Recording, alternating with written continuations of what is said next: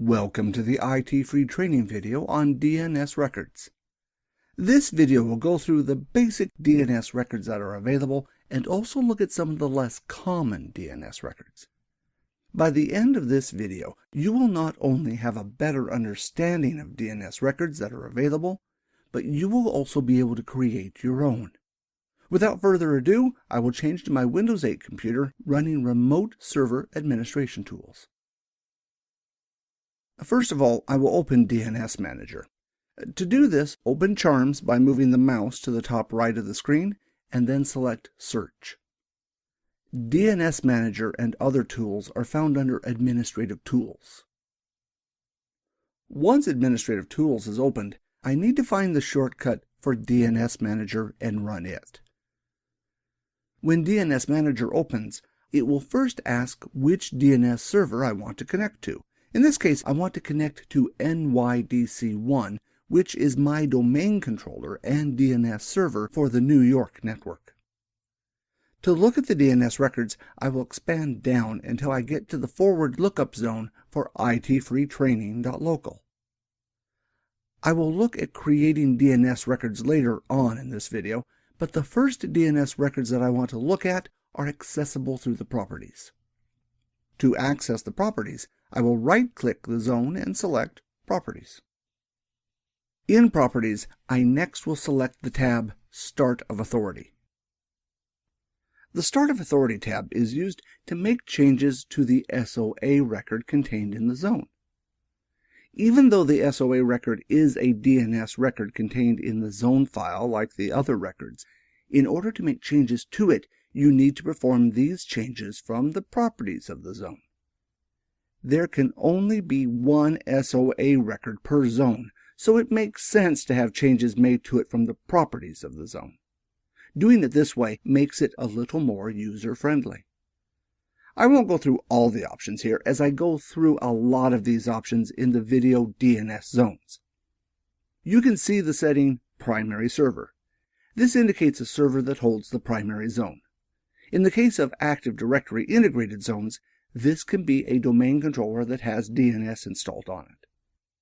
If you remove any DNS servers from your network, you should check this setting to ensure that it is pointing to a valid DNS server.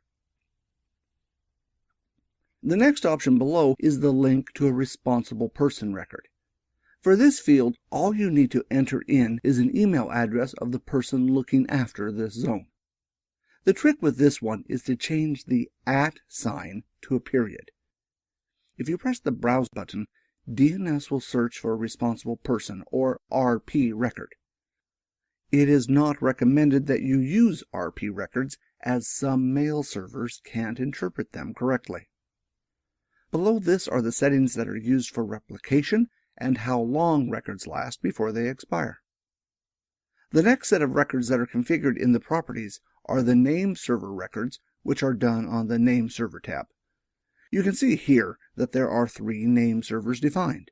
Name servers are DNS servers that are considered to be able to give authority or the best source of answers for that zone.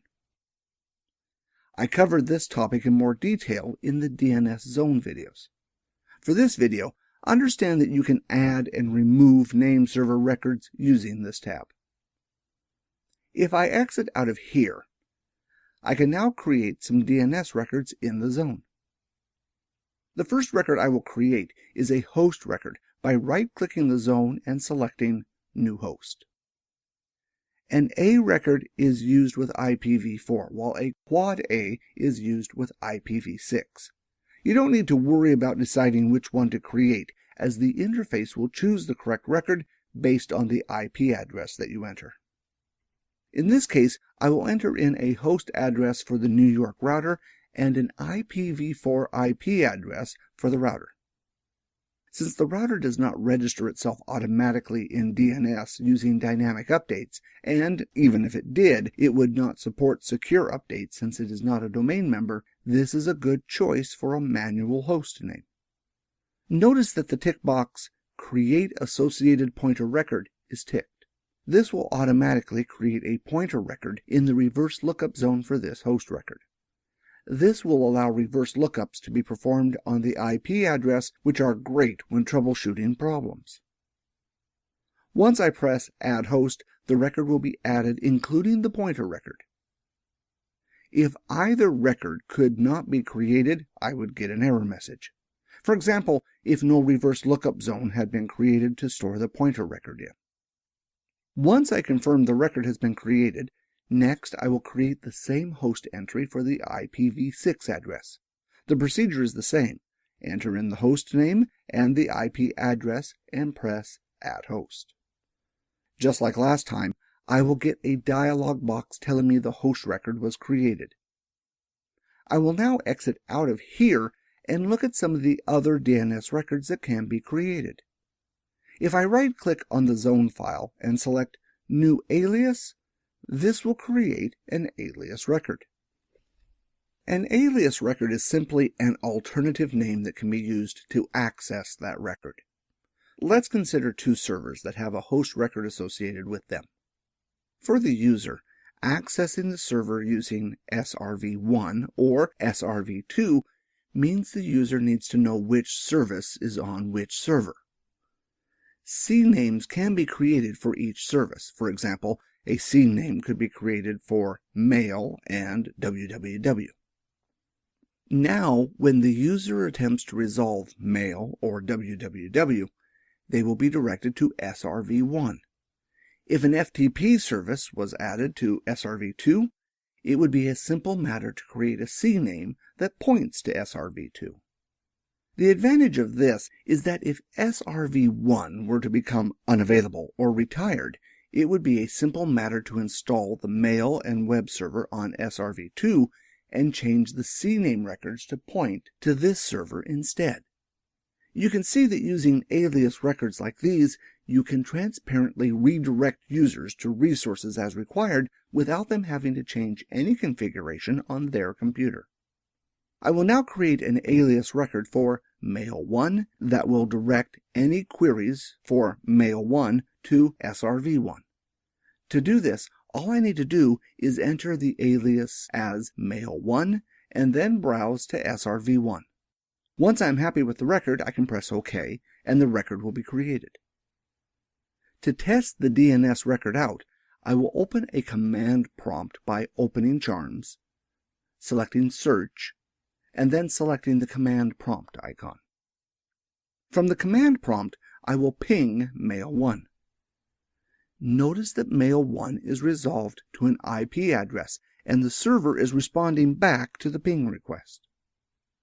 If you look closely at the address that was resolved, notice that SRV1 was resolved.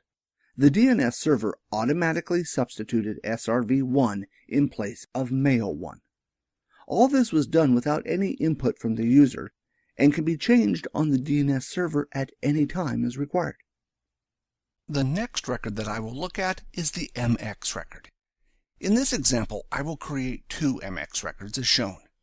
These two records will be created in the itfreetraining.com zone. One will have the priority of 5 and the other will have a priority of 10. This means that the left MX record will be used by default. If this server is not available, the second MX record on the right will be used. I will now go back to my Windows 8 computer and have a look at how to create these MX records. First of all, I will expand down until I get to the forward lookup zone itfreetraining.com. To create the first MX record, right-click the zone and then select the option New Mail Exchanger. For the fully qualified domain name, I will enter in Mail1. Since the DNS record Mail1 will exist in the same domain name, that is, it will exist in itfreetraining.com, I only need to enter in the host name. You could also select a host record that is in another domain name. This would work as well. For the mail server priority, I will change this value to 5. It is also important, since this DNS record is being created manually, to ensure the tick box, delete this record when it becomes stale, is not ticked. If this tick box is ticked, when scavenging is performed, this DNS record will be removed and thus clients on the Internet will not be able to locate the mail server. Once the MX record has been created, the next step that I will do is create the next MX record using the same process. Notice that for the fully qualified domain name, I can also use an IP address. In this case, I have used a Google IP address as I don't have an email server set up at present. I will leave the priority on the default of 10 and create the DNS record. The last step that I need to do is create a host record for Mail 1, since it does not exist. To do this, I will right-click on the zone and select New Host. For the name, I will enter in Mail 1 and then enter in an IP address for it. Once again, I will use a Google IP address as I do not have an email address set up at present. Once the A record is created, the two MX records are ready to be used. In some cases, you may need to create a less commonly used DNS record. To do this, right-click the DNS forward lookup zone and select Other New Records. This will give you a list of all the less common DNS records that can be created. It is just a matter of selecting the DNS records that you want to create. In this case, I will select the option from the list Service Location as an example. You can see that once you select the DNS record that you want and press the button Create Record, it is a simple matter to fill out the details for the DNS record. Well, that covers it for creating DNS records in Windows. I hope you found this video useful. Please feel free to check out our other free videos on DNS and other IT topics. Thanks for watching, and see you next time.